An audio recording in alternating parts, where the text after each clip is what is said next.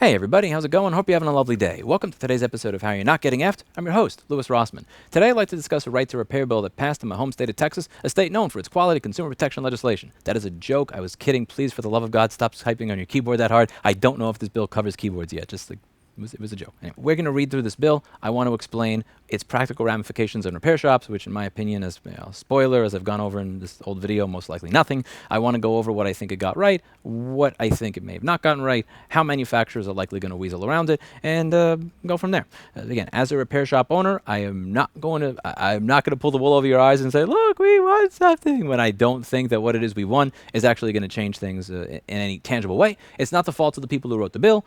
It's the fault of the culture and the companies in and of itself. But let's read through this thing and see what we got. So first things first, when you're reading a bill or a law, a lot of it may not make sense to you. So just one of the first tips I would give you is you don't want to read the definitions first. You're going to want to skip ahead to the actual text of the bill. So if I'm reading this and it says something like, we support electronics as defined in subsection B for a reasonable time as discussed in subsection C.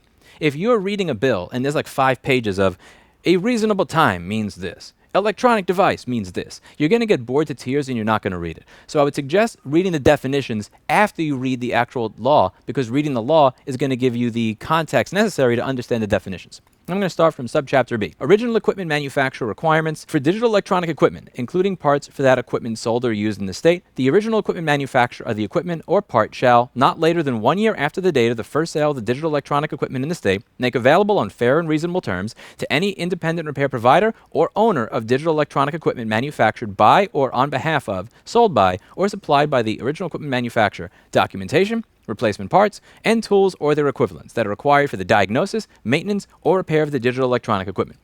Not bad. I like that.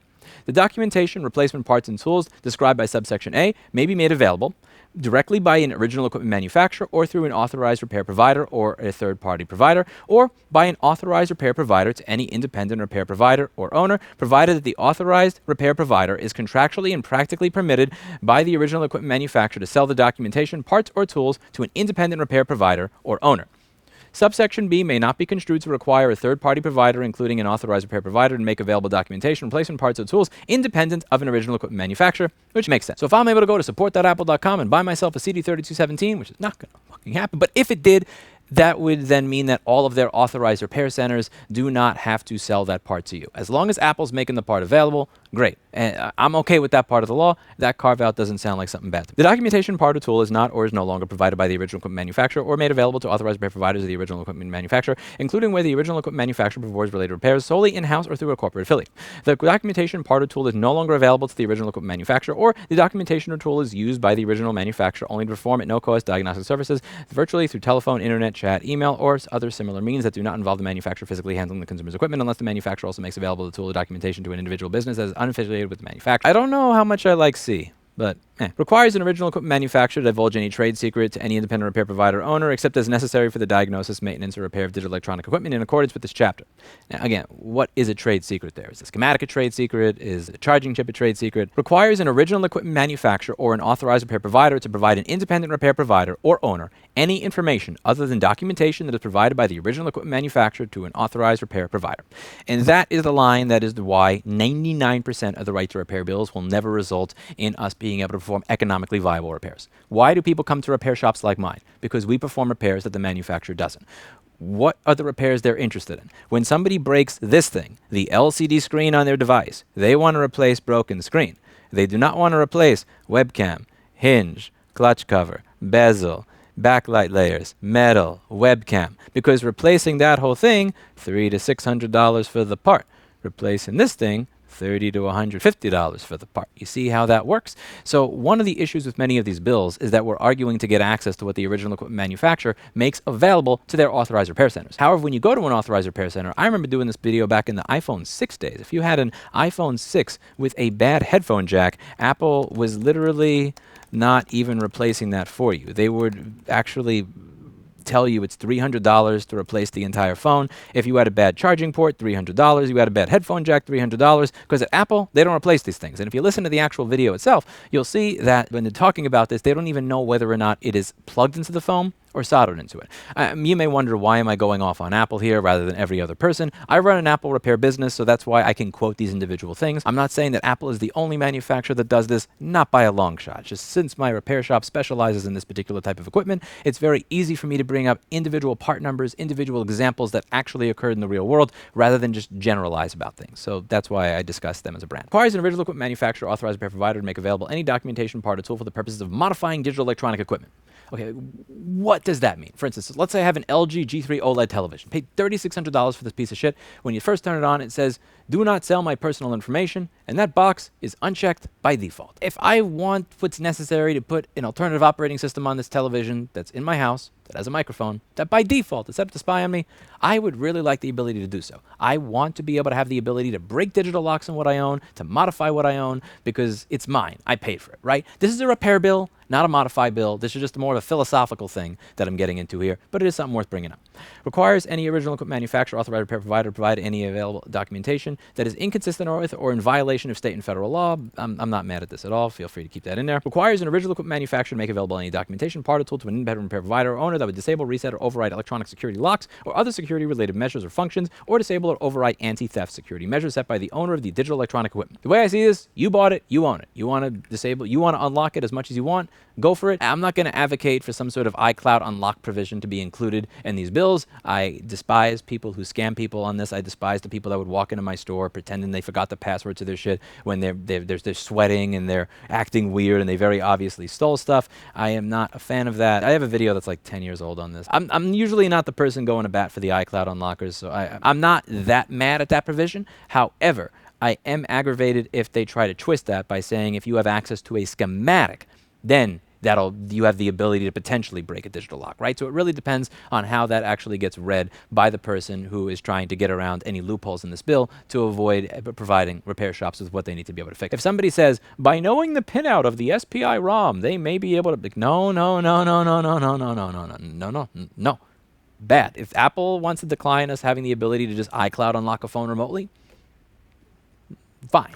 Like, I don't want those fucking customers anyway. But you have to understand how this could potentially be misused. And we're going to find out very soon how this will be misused by companies. Because everybody's going to want to try to get around this type of legislation. Prevents an original equipment manufacturer from requiring remote authorization or an internet connection before an independent repair provider or owner may use a part or tool. I like that. Again, the idea that I have to connect to the manufacturer's servers in order to use the tool, I've gone over that enough on this channel. If you have to connect to the manufacturer's services to get authorization to use whatever it is, they can turn it off. They can screw with it. They can we don't want any of that. Providing parts such as integrated batteries to an independent repair provider or owner pre-assembled with other parts rather than as individual components, provided that those pre-assembled parts or their equivalents are also available to an authorized repair provider or owner. This is a Samsung self-repair program. No hate on Kyle at iFixit. He's trying to do the right thing. I get it. He is being held back by the manufacturer. Just want to make that clear before I go over this. This is a battery to a phone that you could buy on eBay for less than $200. The battery was going for $206.99 at the time. Because what they're doing is, for safety reasons, is they're providing you the battery with the screen that they fucking glued it to. So this sucks. What this means is that if they decide to glue the battery to another part of the device, or if they simply glue parts together, they can then claim that this makes it less safe to replace them individually. And this is the fundamental reason that most of these bills are not actually making anything different for independent repair centers, and it's why I made this video 2 years ago saying I think I lost when it comes to this entire thing. I don't think I lost the cultural battle of getting ordinary, everyday people to give a shit about the fact that they don't own what they bought and paid for, but when I talk about the legal fight for right to repair, the reason that I believe that I lost is because the way everything works right now, with all of these laws, if a company wants, they could say, oh, you want the screen? Take the $500 assembly, because we sure as fuck aren't giving you the $38 LCD cell. This is a problem. If you have a phone and the battery is glued to it, or the screen is glued to the motherboard and everything else, and they say, we will sell you this assembly for $400, that doesn't help you when the phone is $300. There's another video I did on this channel where they talk about a gentleman that broke something on his Ford. It was going to cost him $4,000 or $5,000 for a taillight, because the taillight is an assembly that's tied to everything else. And when a company says you need to replace an assembly, you just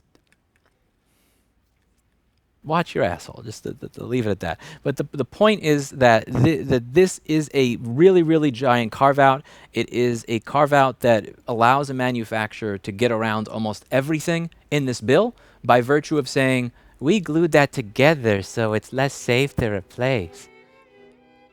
That's not good. Now, even in other states' bills, what the other states' bills say is you need to provide to the customer what you're providing to your authorized repair provider. But if the authorized repair provider is replacing the assembly rather than just replacing a battery, you really go back to square one here, which is provide documentation, a part or a tool for a product where reconditioning or repair of the product is prohibited by a law or regulation.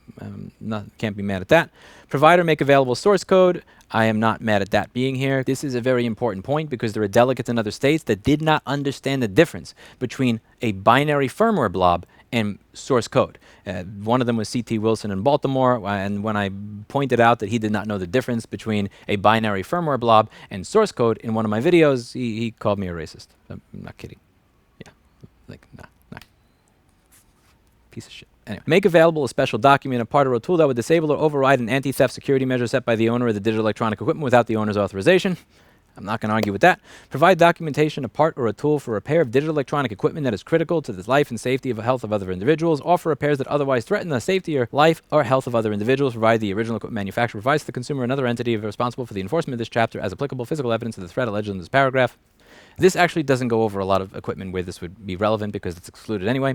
Provide documentation or a tool exclusively by the original equipment manufacturer for diagnosis, maintenance, and repairs completed by machines that operate on several digital electronic equipment products simultaneously or otherwise for the purposes of large-scale efficiency. I don't think your average independent repair shop has an AI robot that's fixing 30 people's devices at once, so I'm going to skip past that one. Alternative relief for original purchasers. This one is actually interesting because it says that if the manufacturer decides to reimburse you the total price that you paid for the product, then this does not apply. So if I say I'm not going to sell you a battery, F you, but you paid $600 for this phone when it came out, the phone is worth $50 now, but I'm going to give you the $600 that you paid for this phone, then this bill does not apply. I can't be mad at that.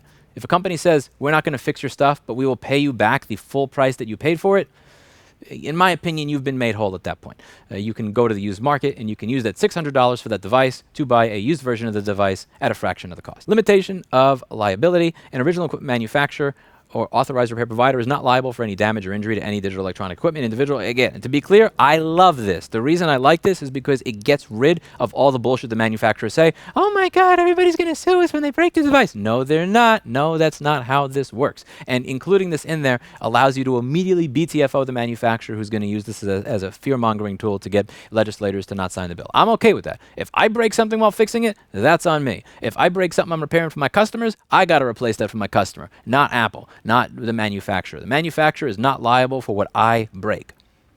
And that's fair. Anyway, it goes over data breaches, all of that stuff, and again, that all makes sense to me. The Attorney General shall notify a person in writing at least 30 days before the date the Attorney General brings the action. The Attorney General may not bring an action against a person if it's within the 30-day subsection. All of this is fair and reasonable. No private right of action. This is the one part that's going to suck a little bit. What this means is that if you want your right to repair and the manufacturer is ignoring your emails, you don't get to take them to court. You have to ask Attorney General Ken Paxton to do it for you. And then you're stuck waiting for Ken Paxton. Does Ken Paxton think that little Sammy not being able to fix his digital calculator is a big enough issue to then go after the company for? And if Ken Paxton looks at this and says, I don't care about little Sammy's calculator, it doesn't matter that this is law, you can't do shit about it.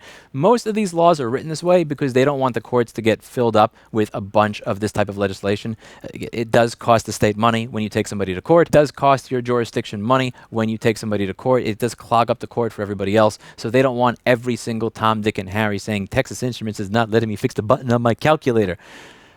But at the same time, this is the other extreme, which is pretty much what you're stuck with, which is you have to get Ken Paxton to give a shit about you as a person.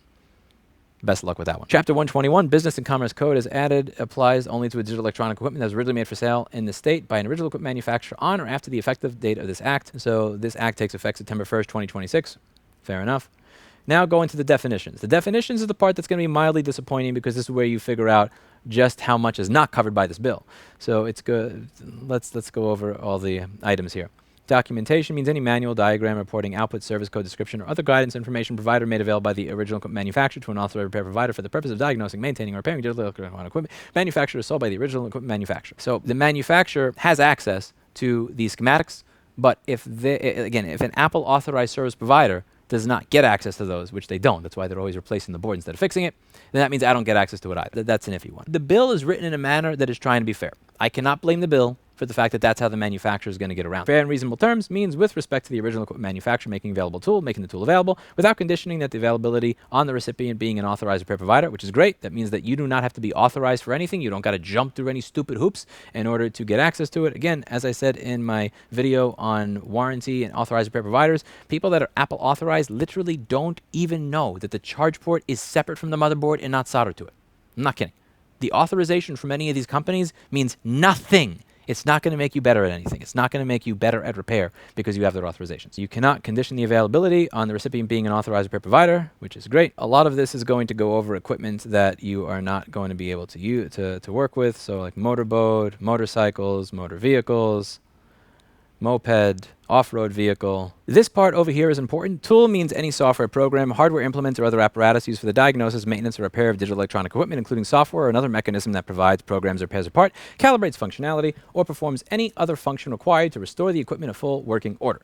What this means is that if you were to replace the battery in your phone with a battery from another phone, you may notice that in modern phones, it can tell this is not the original battery, so maybe it won't work. Or maybe it'll work, but certain features won't be available. This means that that's not okay. If they're going to make it so that when you replace a part, it needs to be calibrated, that means that they need to make the calibration tool available to you, which gets rid of parts pairing, which is something that happened with this Oregon right to repair bill that passed recently that said, like, just no more of that parts pairing thing. Whether it's parts pairing, where we're looking for it to have the serial number be the original, or where it's a calibration issue, where there's these tight tolerances, so as a result of it, we just say, fuck it, your part is not going to work unless you calibrate it. You need to make that stuff available to the end user, which I think is great. The trade secret thing, again, I am concerned about that part. Like, what is a trade secret? Is the stuff in the schematic a trade secret? Video game console. This is one of the sad parts of this, because you're going to notice that the bill excludes video game consoles. So here are the list of items that are excluded. Power sports vehicle, outboard motor, medical device or product, motor vehicle manufacturer who complies with a memorandum of understanding, information technology equipment for use in critical infrastructure, manufacturer of farm equipment who complies with a memorandum of understanding, aerospace, airplane or train equipment, heavy equipment, commercial and industrial equipment, home appliances with digital electronics inside of them, including refrigerators, ovens, microwaves, air conditioning units, heating units, safety communications equipment, fire alarm systems, intrusion detection equipment, and a video game console. So this is a big one over here. Why? Medical equipment, fine. Bill Bassick, the FDA, Better Biomed will disagree with you, and they'll all make a damn good argument as to why medical right to repair is a good thing that makes us more safe. Critical infrastructure, I get it. Video game console? You can have all this stuff. Power motor, incredibly dangerous industrial equipment, video game console. What do Minnesota and Texas have against gamers? I don't get it. My TLDR on this bill, it has a lot of exclusions. For the things that it does include, I don't think it's a horrible bill, but the manufacturers are going to get around it the way that they always do. They're going to say, oh, you want this? The thing that actually makes it affordable to fix the device?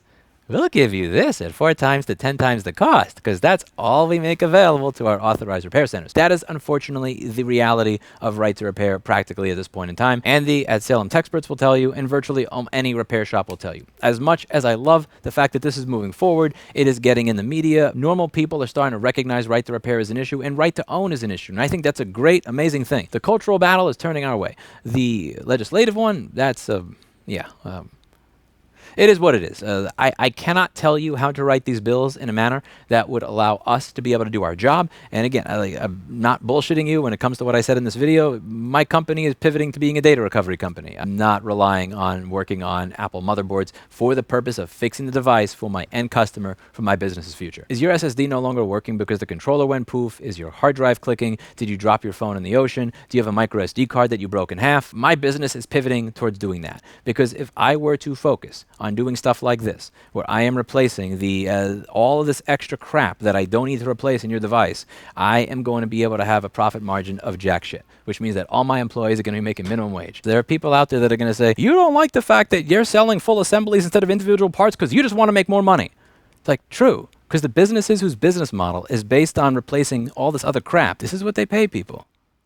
I don't want to fucking pay people $11 an hour. Call me an asshole. I like running a business where my employees can afford to live in my neighborhood. If you drive past my store and you look at the parked cars, you'll see a Cadillac CT5V, a BMW 330, a Mercedes E350, another Mercedes. Again, this is not my first choice in car, but the point being, one of my technicians just bought an over 2,000 square foot house. There was this Gamers Nexus video on tariffs where he interviewed me, and one of the comments in this video was somebody bitching about the fact that at one point in time, I was talking about fixing issues in my 2,000 square foot house. And yes, I'm happy that I have a house. I'm happy that I have have a 2,000 square foot house. You know who else is a 2,000 square foot house? My fucking employee, because he earned it every single time that he gave a customer back something for $200 that the manufacturer wanted $1,000 for. Every time he recovered somebody's data for $300 to $1,100, when somebody else out there said it's not possible, or they wanted $2,000 to $10,000 for the same thing. Every time he made a customer happy. And this is what I love about this industry, that there are people that I met when they worked at a liquor store that now have a Cadillac and a house, not because they fucked somebody over or ripped them off or took advantage of some random weird quant thing in financial trading, but because they made people happy by saving them money, giving them back what they used to have in an economically viable way. That's why I like having a profitable business, and I don't apologize for that. The technicians I employ to do these repairs can afford to live in the neighborhood that I live in, and I'm happy with that. I'm not saying those are my first choice in cars. My employer sure as fuck ain't driving a 1982 Ford Pinto that has 600,000 miles on it with a fuel tank that's about to explode. I like that. I take a sense of pride in that. I cannot afford to pay high six-figure salaries to everybody who works here. It is the independent repair industry. This is a small company that I started with rubbing two sticks together. I can't afford to pay everybody here $140,000 a year. But what I'm proud of is that the people that work here can afford a lifestyle that is similar to the lifestyle that I live. They could afford to be my neighbor. And the day that my profit margins are so low that I have to start paying everybody here like $7 to $17 an hour, I fucking quit. Like when you look at the jobs for other companies in this field, or if I were to just Google, you break, I fix job. Sales manager, 11 to 17 an hour, 15 to 18 an hour. I go to CPR, cell phone repair tech, 14 to 17 an hour, 15 to 18 an hour. You can't live on this shit. The day that the people who are doing repairs and turning screwdrivers and soldering are getting paid these salaries is the day that I fucking quit. I don't even think you could afford to get a fucking 1982 Ford Pinto on $11 an hour anymore. No offense if that's what you make, to be clear. I'm not insulting you if you make less money than that. That is not my point. There are people that will say, well, no company owes you that. And true, no company owes me a living. But I do believe that companies owe you the ability to fix what you bought and paid for, and to choose who does it. Me, personally, I've been working to pivot my business's main thing, where it's not just we do data recovery in addition to doing all these other repairs, but this is our primary thing now because I see the writing on the wall. I realize that there is no world where I'm knocking on Apple's door and saying, I would like to give you $100 for a PDF file of this schematic. PDF file. PDF file. PDF file. PDF file. PDF file. Entourage. I'm not going to be able to do that. They're not going to let Texas Instruments or LG or Intersil sell chips and parts directly to me, even if I want to buy 10,000 or 100,000 at a time and wire the money and never be able to charge back. That's not going to happen. That's not the world that we live in. I've accepted it at this point. I've seen this in the comments all the time, like, he's mad this doesn't give him access to the parts that allow him to make the most money. Like, yeah, no shit. Because I don't want to run a business that does this. Maybe you're okay with that. Maybe you're fine with customers paying for expensive repairs while employees get paid jack shit. That's not the world I want to live in. That's it for today, and as always, I hope you learned something. I'll see you all in the next video. Bye now.